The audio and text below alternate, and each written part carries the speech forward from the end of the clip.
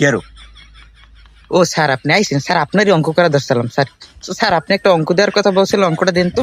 আসলে আমি বলতে আছি, বিজ্ঞান বইয়ের 16 নম্বর অধ্যায়ের পৃষ্ঠা নাম্বার 256, একটি দম্পতির দুটি সন্তান আছে, দুটি ছেলে হওয়ার মান নির্ণয় করে। তাড়াতাড়ি কর। ছাড়ুন না স্যার, ওদের ফ্যামিলি ম্যাটারে আমরা কেন জড়াবো স্যার?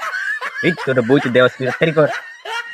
ঠিক আছে স্যার, কিন্তু আমাদের অঙ্কের চক্করে স্যার ওদের ফ্যামিলি ম্যাটারে ঢুকে যাব না sir, none of year business.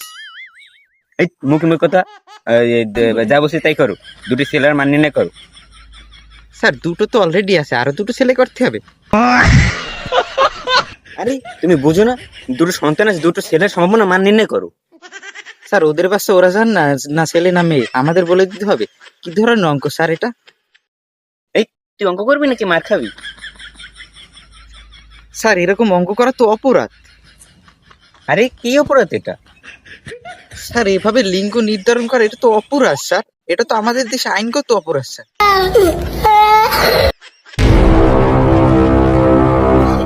Sir ওইভাবে রেগে গেলে তো হবে না, দুটো ছেলে হওয়ার সম্ভাবনা জিজ্ঞেস করছে। কেন স্যার, ছেলে হলে কি হবে? ছেলে হলে কি বাইরে ফেলে দেবে স্যার?